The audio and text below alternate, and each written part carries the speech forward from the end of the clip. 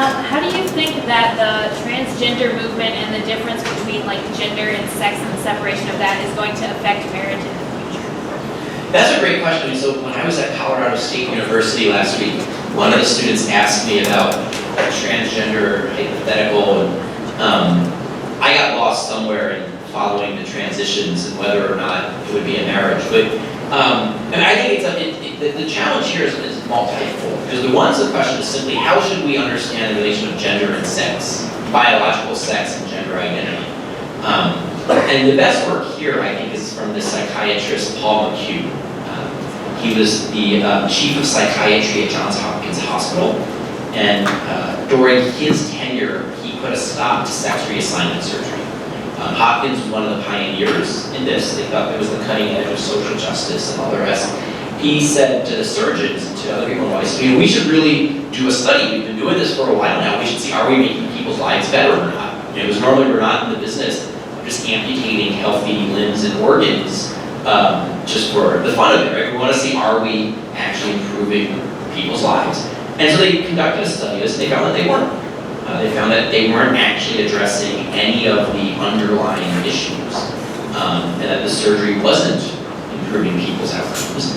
And so Hopkins no longer performs sex reassignment surgeries.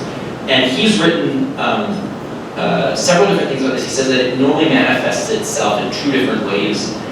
There's a kind of the Caitlyn Jenner manifestation, and there's a childhood manifestation. He says the Caitlyn Jenner manifestation tends to be, from his clinical experience, middle-aged men who start to identify with the female body type that they think other men find arousing, and so they actually become aroused by the idea of becoming the type of woman that people would find arousing. So he said that when he saw the Vanity Fair cover photo, he was able to kind of, he couldn't obviously diagnose because he never talked to Bruce Jenner before he became Caitlyn. But he said that was his first insight into, the Jenner situation was probably the clinical term is autogynephilia, for kind of a self-arousal based upon the type of woman that you think people, when they see you, become aroused by.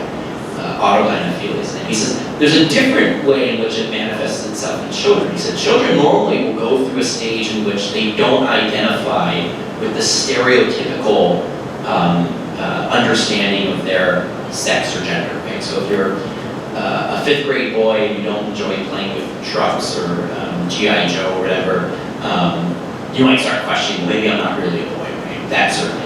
And he said that the typical advice that they would give to the parents is just keep affirming your child, and a year or two from now, they're going to be identifying with some other characteristic aspect of their biological sex and their gender, right? So when it's a seventh grade boy, he'll be playing football or lacrosse or baseball, or he'll be interested in bloody video games or whatever. You go through. The idea is that there's no reason to think that because at this age stage, the young person isn't identifying with some aspect of their stereotypical characteristic gender identity, that therefore means they're actually a girl trapped in a boy's body. And so his concern, and I've heard him speak, and he's written a public discourse essay about this, is that these campus policies that are saying, a 5-year-old boy is now going to be treated as a girl, they're really setting up these students for almost an irreparable damage, because the young brain is incredibly plastic. It's very malleable, and it's forming itself. Our brains, even at this stage in life, we're constantly rewiring our brains. The synapses, they form kind of networks and neural pathways that reinforce certain behaviors. Aristotle said it was virtue or vice. We now see that there's a neurological foundation of virtue. We form habits even up here. Because if you start telling your 5-year-old boy that he's actually a she, and they start thinking that way and reinforcing their identity and forming certain synapses and moral pathways and kind of solidifying their self-identity, then by the time later on that they would have naturally just come out of this, you may be setting themselves up for a much harder challenge. He said, nevertheless, at one point at Hopkins, children who were born with ambiguous genitalia or damaged genitalia were just assigned to be girls. It was easier to surgically reconstruct them that way than the alternative for obvious reasons. And he said that they would find these girls, as they were going through puberty and later on, rejecting their female identity, right? So they wouldn't wear dresses, they wouldn't, and then at some point the parents would tell them, what had happened. Like, well, actually you were born a boy, but because something went wrong, we reassigned your gender at birth, and we've raised you all these years as a girl. And even still, they kind of weren't going to go for it.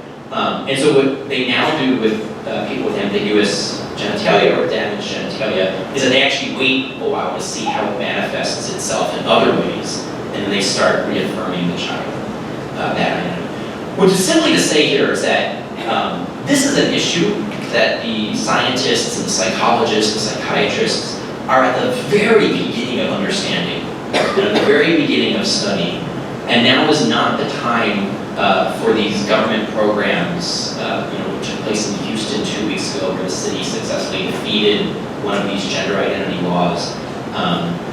The Department of Health and Human Services has just last month, 2 months ago now, issued a proposed mandate. So this is the first step of how we got the HHS contraception mandate that would cover transgender protections, that would say every healthcare professional would have to provide transgender therapy, hormones, or surgery, without religious liberty protections, conscience protections, or simply medical judgment protection, right, for physicians who think this isn't the proper medicine.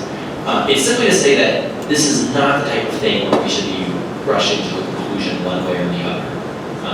And I think it's going to be vitally important that this issue not become politicized in the way that if you spoke out against same-sex marriage in the past decade, you were called a homophobe or a bigot. If you didn't put up the red equal sign or the rainbow Facebook picture, you were derided for being on the wrong side of history. That wasn't helpful in the marriage debate, and it's not going to be helpful in the transgender and gender identity debate if we can't actually engage in like a dispassionate discussion of the evidence and of the science, and kind of what's really at stake here. Because these are real people with real lives, and it's important that we not kind of do a politically correct, impose a politically correct ideology upon them in ways that will only exacerbate underlying difficulties rather than helping to solve